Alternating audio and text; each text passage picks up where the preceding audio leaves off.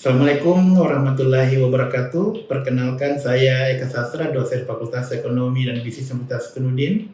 Hari ini saya akan menjelaskan salah satu mata kuliah yang saya ampu, yaitu Strategi Bisnis dan Policy. Video ini dibuat sebagai pemenuhan salah satu persyaratan sertifikasi dosen, yaitu pernyataan diri dosen dalam unjuk kerja Tridharma Perguruan Tinggi. Pada mata kuliah ini, saya tidak hanya mengajarkan mengenai teori strategi dan kebijakan perusahaan, tetapi juga bagaimana strategi tersebut diterapkan pada kondisi yang nyata perusahaan di Indonesia. Nah, perkuliahan ini menggunakan pendekatan outcome based education atau OBA. Artinya, yang menjadi fokus bukan hanya materi yang diajarkan, tetapi kemampuan yang dimiliki mahasiswa setelah menyelesaikan mata kuliah. Oleh karena itu, selama 1 semester, mahasiswa akan banyak mengerjakan studi kasus, diskusi, proyek kelompok, hingga menghasilkan produk akhir berupa laporan analisis strategi dan presentasi. Harapannya, setelah lulus mata kuliah ini, mahasiswa mampu berpikir layaknya seorang analis strategi dan konsultan bisnis. Nah, bagaimana orientasi mata kuliah ini? Pertama, kita perlu memahami apa yang dimaksud dengan strategic management dan business policy. Strategic management adalah proses menyusun, menjalankan, dan mengevaluasi strategi organisasi agar mampu mencapai tujuan jangka panjang.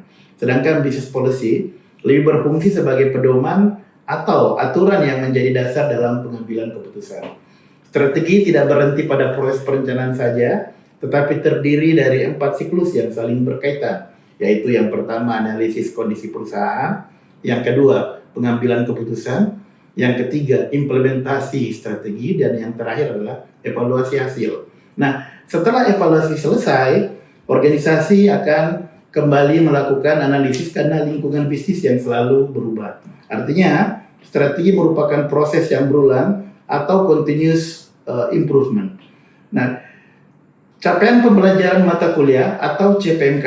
CPMK disusun secara bertahap. Pada awal semester, mahasiswa akan memahami konsep dasar terlebih dahulu, kemudian meningkat ke kemampuan analisis. Selanjutnya, mahasiswa belajar menerapkan konsep tersebut pada kasus yang nyata. Nah, pada tahap akhir, mahasiswa harus mampu menyusun rekomendasi strategi dan mempertahankannya melalui presentasi. Perhatikan bahwa CPMK terakhir bukan sekedar mengetahui teori, sekali lagi bukan sekedar mengetahui teori, tetapi mampu mengkomunikasikan hasil analisis secara argumentatif. Inilah yang membedakan pembelajaran berbasis OBA dengan pembelajaran konvensional. Nah, materi selama 1 semester disusun mengikuti alur berpikir seorang strategic manager. Tahap pertama adalah memahami konsep dasar. Mahasiswa belajar menganalisis lingkungan eksternal menggunakan berbagai alat, seperti PACE analysis atau 5 force. Kemudian menganalisis kondisi internal perusahaan. Nah, setelah mengetahui posisi perusahaan, mahasiswa mulai merumuskan strategi yang sesuai. Namun, strategi yang baik tidak cukup hanya dirancang, mahasiswa juga harus memahami bagaimana strategi tersebut diimplementasikan, termasuk alokasi sumber daya dan tantangan organisasi. Nah, pada tahap terakhir adalah mengevaluasi apakah strategi berhasil atau tidak. Dengan demikian, mahasiswa akan memahami bahwa strategi merupakan proses yang utuh. Nah, rencana pembelajaran dari mata kuliah ini sendiri adalah selama 16 minggu, dan rencana pembelajaran ini disusun secara bertahap. 4 minggu pertama difokuskan pada pemahaman konsep. Setelah itu mahasiswa mulai memasuki tahap analisis strategi melalui tugas kelompok. Minggu ke-8 dilaksanakan UTS untuk mengukur pemahaman konsep. Nah, pada minggu 9 hingga minggu 12, mahasiswa mulai belajar implementasi strategi dan evaluasi melalui latihan kasus. Beberapa perusahaan akan kami jadikan sebagai contoh yang up to date terkait masalah ini. Nah, minggu ke-13 digunakan sebagai simulasi sebelum final project. Nah, dalam studi saat ini kami menggunakan PT Goto atau Gojek Tokopedia Indonesia dan beberapa perusahaan lain yang kita anggap lebih up to date. Nah, kemudian sedangkan 3 minggu terakhir difokuskan pada penyelesaian proyek akhir. Nah, bagaimana strategi pembelajarannya? Perkuliahan ini tidak menggunakan metode ceramah penuh. Ada 5 pendekatan utama. Apa saja? Yang pertama adalah ceramah interaktif, yaitu untuk memberikan dasar teori. Kemudian yang kedua, base case learning, yaitu mahasiswa belajar dari kasus perusahaan nyata. Yang ketiga, project based learning, yaitu mahasiswa menyusun proyek analisis strategi secara komprehensif. Yang keempat, diskusi kelompok dan peer feedback agar mahasiswa terbiasa memberikan kritik yang konstruktif. Terakhir, persentase sebagai sarana melatih kemampuan komunikasi bisnis. Dengan metode ini diharapkan mahasiswa tidak hanya memahami teori, tapi juga mampu menerapkannya. Nah, tugas utama mahasiswa, final project menjadi tugas terbesar dalam mata kuliah ini. Setiap kelompok memilih satu perusahaan Indonesia untuk dianalisis. Tahap analisisnya mengikuti 4 proses strategic management tadi. Yang pertama, melakukan environmental analysis untuk mengidentifikasi peluang, ancaman, kekuatan, dan kelemahan perusahaan dengan menggunakan beberapa strategi yang telah kita ajarkan. Kemudian yang kedua, menyusun strategi formulasi berupa tujuan jangka panjang dan strategi yang disuruhkan. Yang ketiga, menjelaskan bagaimana tersebut strateginya diimplementasikan. Kemudian yang keempat, menentukan indikator evaluasi agar keberhasilan strategi dapat diukur. Nah, output akhirnya berupa laporan sepanjang sekitar 8-12 halaman dan presentasi berdurasi sekitar 10-15 menit. Nah, penilaian mata kuliah ini tidak hanya berdasarkan ujian, mahasiswa juga dinilai dari proses pembelajaran. Nah, itu menjadi bagian dari bobot penilaian. Kemudian partisipasi kelas kami estimasi di angka 10% bobotnya. Kemudian ada kuis dan tugas individu juga 15%. Kemudian UTS sebesar 20%, presentasi proyek 15%. Sedangkan bobot terbesar yaitu 25% berasal dari final project. Hal ini menunjukkan bahwa kemampuan menerapkan konsep dalam kasus nyata lebih penting dibandingkan dengan hanya menghafal teori. Nah, rubrik final project, rubrik ini menjadi acuan dalam penilaian proyek akhir, bukan hanya hasil akhirnya dinilai, tapi juga kualitas proses analisis. Nah, apa yang dinilai? Yang pertama, apakah perusahaan yang dipilih relevan dan memiliki data yang memadai? Kedua, apakah analisis lingkungan dilakukan secara mendalam? Yang ketiga, apakah strategi yang diusulkan sesuai dengan masalah perusahaan? Yang keempat, apakah implementasi strategi yang realistis? Dan yang kelima, apakah mahasiswa mampu menentukan indikator evaluasi yang tepat? Terakhir, kemampuan presentasi juga menjadi bagian penting karena seorang manajer harus mampu menjelaskan strateginya kepada stakeholder. Nah, keselarasan ODA menggambarkan bagaimana seluruh mata kuliah yang dirancang berdasarkan prinsip outcome based education yang dimulai dari CPL atau capaian pembelajaran lulusan, kemudian diturunkan menjadi CPMK, selanjutnya dipecah lagi menjadi aktivitas pembelajaran, tugas, hingga metode penilaian. Artinya, setiap aktivitas yang dilakukan mahasiswa memiliki tujuan yang jelas dan dapat diukur. Produk akhirnya adalah laporan analisis strategi perusahaan Indonesia beserta presentasinya. Dengan pendekatan ini, mahasiswa diharapkan tidak hanya memperoleh nilai akademik, tetapi juga memiliki kompetensi yang relevan dengan kebutuhan dunia kerja yang akan datang. Demikian, terima kasih.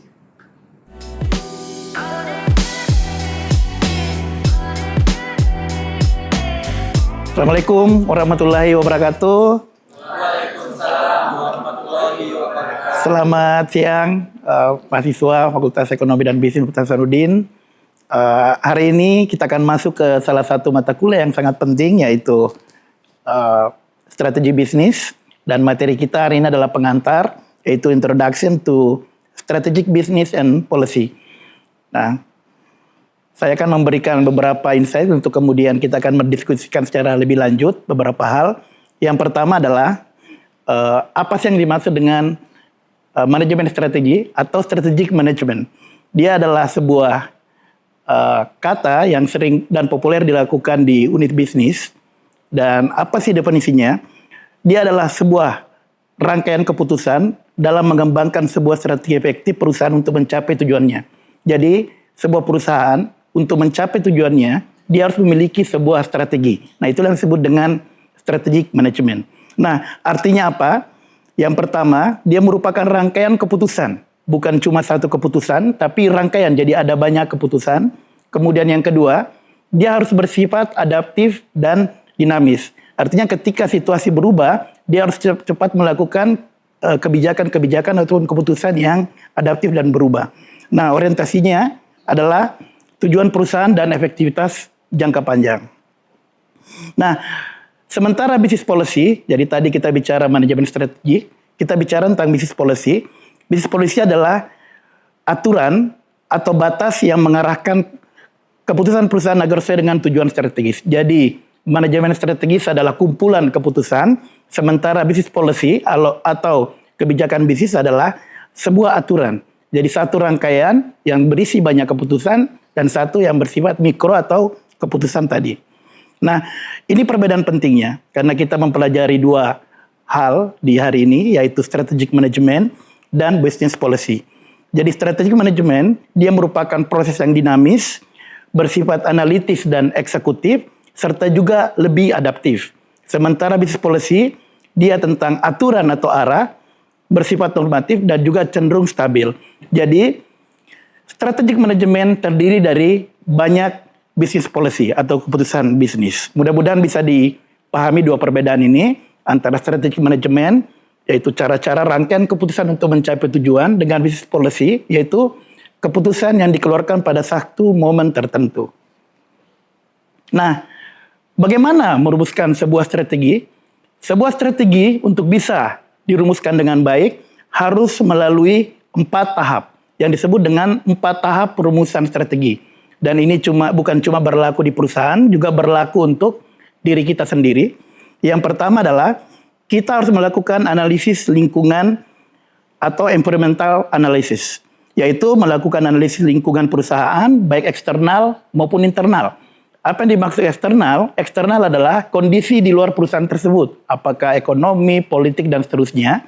Nanti kita akan kembali ke sana. Dan yang kedua, internal itu adalah kondisi dalam perusahaan. Bagaimana cash flow, bagaimana culture, bagaimana SDM-nya, dan seterusnya. Dan berikutnya adalah melakukan identifikasi peluang dan ancaman bagi perusahaan. Ada analisis SWOT, mudah-mudahan teman-teman sudah melalui di beberapa kuliah sebelumnya. Untuk melakukan sesuatu, kita perlu melakukan analisis SWOT.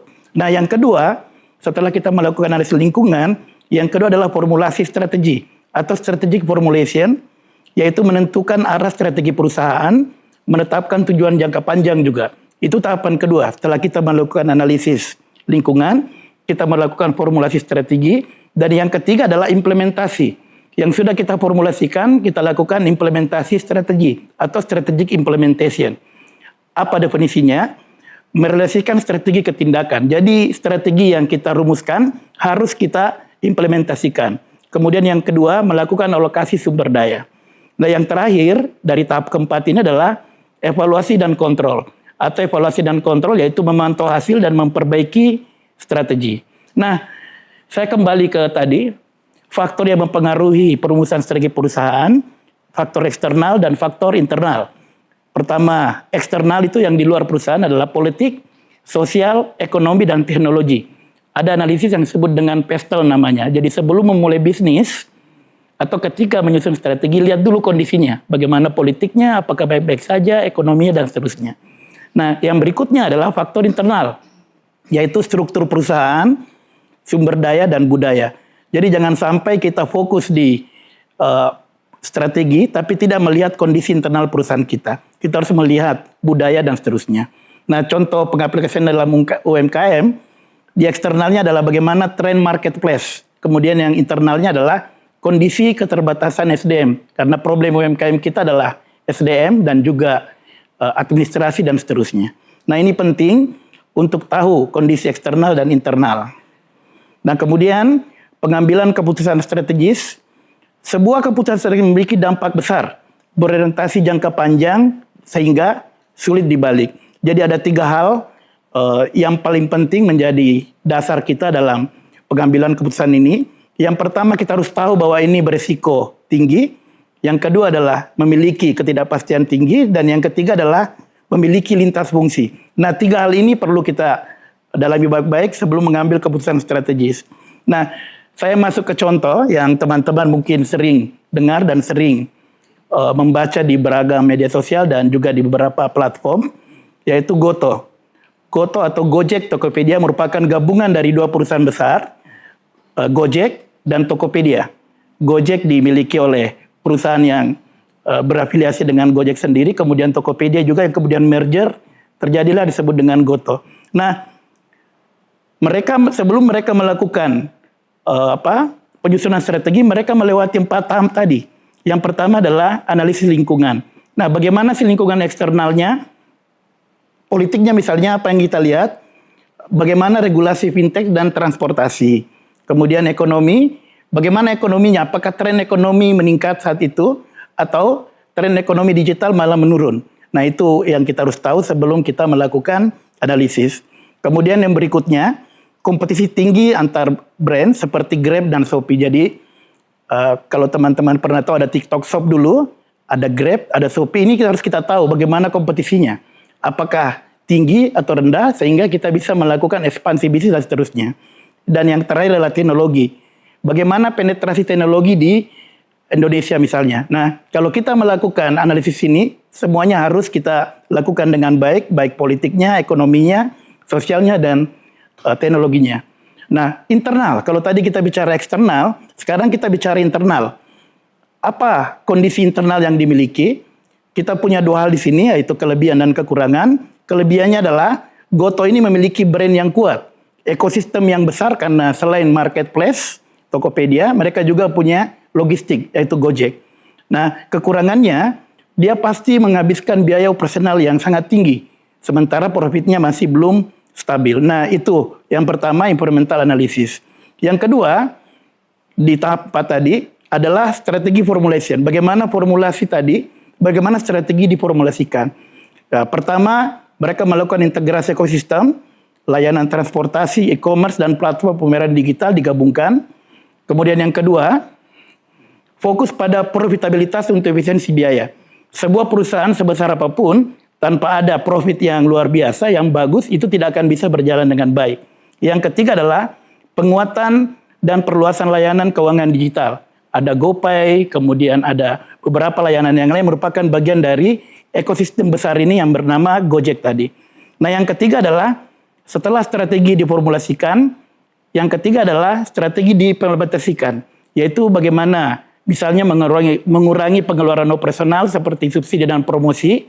Jadi kalau mahasiswa di sini awalnya banyak mendapatkan diskon, banyak mendapatkan potongan, tapi lama-kelamaan akan makin berkurang. Kenapa? Karena tingkat persaingan semakin sengit dan juga semakin banyak brand-brand lain yang jatuh, sehingga ngapain lagi kita melakukan diskon dan banyak pemotongan, sehingga pelan-pelan akan terjadi pengurangan subsidi dan promosi dari marketplace tadi. Kemudian yang kedua, memiliki fokus bisnis yang integrasi layanan dalam satu ekosistem. Kemudian yang berikutnya, membatasi ekspansi. Jangan terlalu banyak bisnis yang dibuka, tapi fokus pada Gojek dan Tokopedia intinya. Kemudian integrasi layanan dalam ekosistem. Jadi kalau membuka Tokopedia, biasanya sudah ada pengantarannya, delivery-nya. Membuka Gojek juga dan seterusnya. Jadi mereka menggabungkan dalam satu ekosistem. Dan yang terakhir, setelah analisis distrategikan, diimplementasikan, yang terakhir adalah evaluasi dan kontrol. Yang pertama adalah indikator evaluasi EBITDA, Gross Transaction Value atau GTV, kemudian memantau arus transaksi dan pengguna aktif. Nah, hasil dari semuanya ini adalah menjadikan perusahaan yang terus eksis, menghasilkan dan perbaikan efisiensi. Nah, insight utama, strategi berubah dari growth at all cost ke profitability focus. Jadi kalau strateginya sebelumnya adalah bagaimana menumbuhkan perusahaan, tapi sekarang strategi berubah, yaitu bagaimana menghasilkan keuntungan atau profit. Kemudian yang kedua, lingkungan yang kompetitif memaksa perusahaan untuk efisiensi. Makanya tadi diskon, promosi, potongan-potongan sudah semakin berkurang karena mereka dituntut untuk melakukan efisiensi. Dan yang ketiga, itu yang terakhir, implementasi merupakan tantangan besar. Kenapa? Karena implementasi lebih sulit dari perencanaan. Nah, apa relevansinya untuk cakupan yang lebih kecil? UMKM jangan hanya mengejar penjualan, tapi perhatikan margin. Tidak ada gunanya penjualan tinggi kalau marginnya tipis. Jadi dua hal ini perlu kita lakukan dengan baik, tapi jangan juga terlalu besar margin yang kemudian membuat Anda tidak kompetitif. Yang kedua, karyawan ini harus fleksibel terhadap perubahan strategi. Dan yang terakhir, startup harus menghindari subsidi. Nah, sekarang banyak startup yang jatuh bangun karena mereka fokus di bakar-bakar uang istilahnya dalam bisnis, tapi kemudian mereka ternyata tidak bisa berkembang dengan baik. Nah, kesimpulannya dari semua adalah strategi sebagai sebuah rangkaian tadi adalah gabungan dari analisis, keputusan, eksekusi, dan evaluasi. Dan ini dilakukan terus menerus. Setelah kita evaluasi, kita analisis lagi, kita buat keputusan, eksekusi, dan evaluasi, dan seterusnya. Dan terakhir, tugas yang kita akan kumpulkan di minggu depan, pilihlah satu perusahaan di Indonesia, silakan perusahaan apapun itu, mau perusahaan yang bergerak di sektor online, baik yang perusahaan yang bergerak di sektor apapun namanya, kemudian buatlah analisis perusahaan tersebut berdasarkan rumusan strategi 4 tahap. Jadi cari perusahaan yang menurut Anda terbaik, yang punya strategi bagus, silakan Anda lakukan analisis berdasarkan rumusan strategi 4 tahap tadi. Analisis, formulasi, implementasi, dan evaluasi. Karena saya yakinnya perusahaan yang besar adalah perusahaan yang memiliki tahapan yang jelas. Silakan cari dan minggu depan kita akan diskusikan. Mungkin materi kita seperti ini, kalau ada pertanyaan silakan kita akan lanjutkan dengan tanya jawab. Silakan, ada pertanyaan? Silakan. Sebelumnya terima kasih atas kebenaran dari mereka. Perkenalkan nama saya Ferry Muji. Di sini Bapak tadi di awal sempat menjelaskan terkait dengan strategi manajemen. Nah, berbicara dengan terkait strategi manajemen itu Bapak, tentu seringkali kita melihat bahwa sebuah perusahaan dalam tanda kutip besar secara tiba-tiba mengubah strategi mereka. Nah, terkait itu, apakah perubahan yang mendadak atau tiba-tiba ini menandakan perusahaan tersebut belum matang dalam perencanaan atau itu justru merupakan sifat dasar dari sebuah strategi yang sifatnya ideal? Sekian.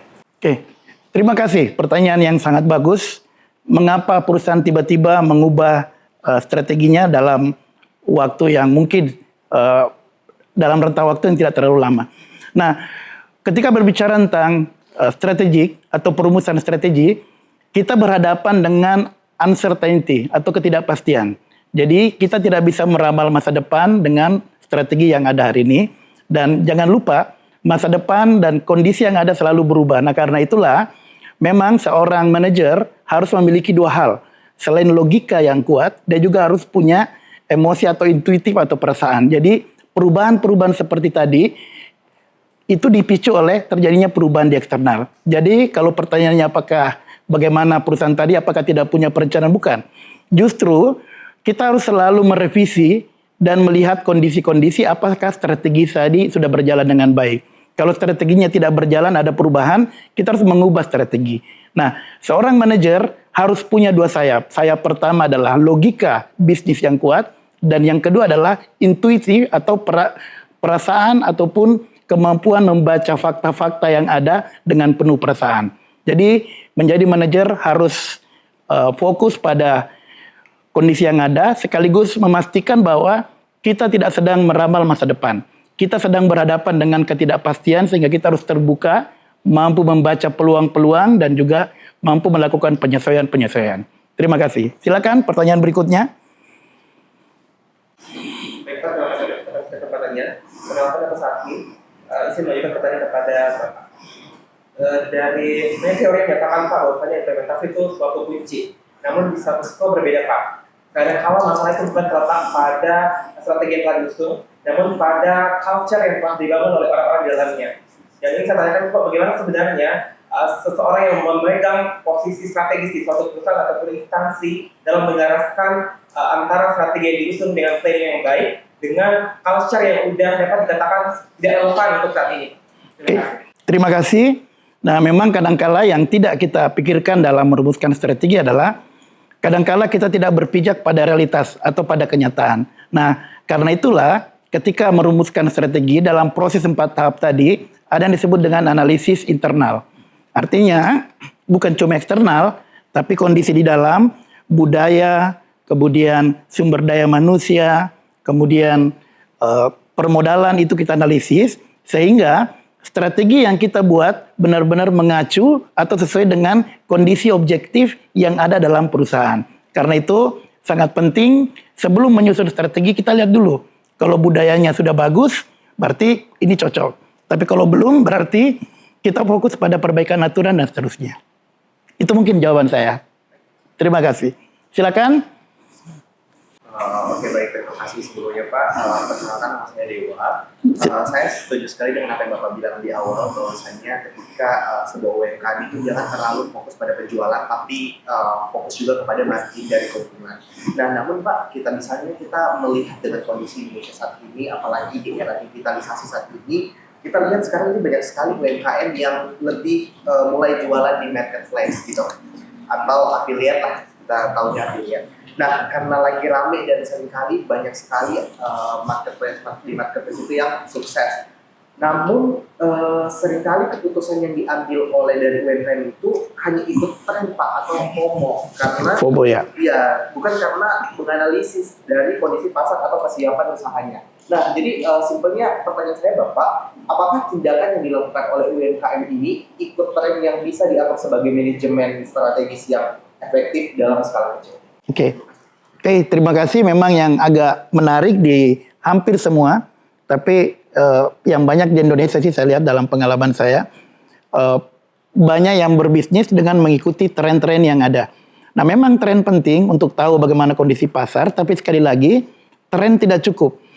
Kita jangan tetangga kita membuat warung kopi, kemudian, menarik, kita buat juga dan seterusnya. Nah, kadang-kala tren menjadi pemandu yang baik, tapi tidak cukup. Kita harus tahu kondisi eksternal, apakah tren ini seperti padel misalnya, memang grow, tapi setelah itu kan hilang semuanya. Ataupun bisnis yang lain, ada yang grow, tapi kemudian ternyata hilang lagi. Nah, kita harus melihat tren ini berdasarkan situasi pasar yang ada. Sekaligus melihat kondisi internal dari perusahaan kita. Jangan memaksa perusahaan kita untuk bergerak pada tren yang ada, tapi kita tidak punya kemampuan. Itu hanya akan memberikan kebangkrutan ataupun kesulitan pada perusahaan kita. Jadi tren penting, tapi sekali lagi tren tidak cukup. Kita butuh kalkulasi yang lain, dan itulah peran seorang manajer. Membaca data dan punya intuisi. Membaca perasaan juga sehingga paham bisnis ini akan berkembang atau tidak. Banyak perusahaan besar yang tumbuh, tapi kemudian jatuh lagi. Seperti kalau teman-teman tahu, di handphone di zaman saya adalah Nokia, BlackBerry, tapi tergantikan semuanya. Ada Samsung, ada iPhone, dan iPhone sekarang yang menguasai pasar. Kenapa? Mahal tapi dikejar orang, karena iPhone tidak membuat produk. iPhone membuat layanan, iPhone membuat the best side of us, sisi terbaik dari kita, membuat makna dalam hidup.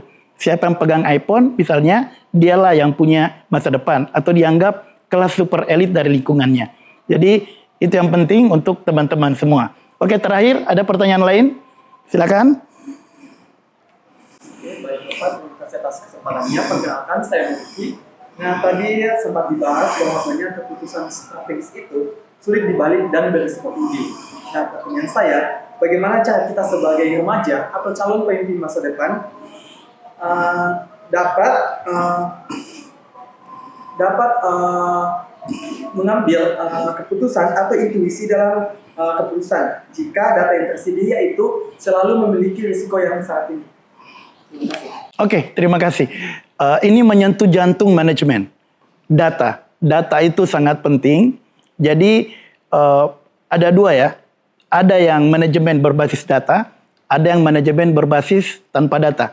Nah, saya dalam pengalaman perusahaan saya pebisnis. Selain saya sebagai dosen, saya pebisnis, saya juga menjalankan beberapa bisnis. Nah, data itu sangat penting deh, untuk tahu bagaimana tren masyarakat dan seterusnya. Tapi, data juga tidak cukup. Kenapa? Karena terjadi perubahan yang luar biasa. Makanya, kecerdasan buatan AI sangat penting untuk membaca perubahan-perubahan tren. Kita punya ChatGPT, Cloud, misalnya Grok, dan seterusnya. Gunakan semuanya dengan baik kalau Anda pada level tertentu yang butuh data yang super cepat. Kenapa? Karena realitas berubah terus-menerus, kita butuh data yang selalu up to date. Nah, karena itulah data penting, tapi yang harus Anda tekankan dalam diri Anda, semakin cepat Anda mengumpulkan data, jauh lebih cepat kondisi yang berubah di luar kita. Jadi harus punya intuisi dan memahami bisnis itu dipenuhi ketidakpastian. Jadi jangan pernah merasa Anda sudah leader atau pemimpin di sebuah bisnis tertentu, market share-nya besar, dan Anda menganggap sudah selesai. Semuanya penuh ketidakpastian dan ada perubahan.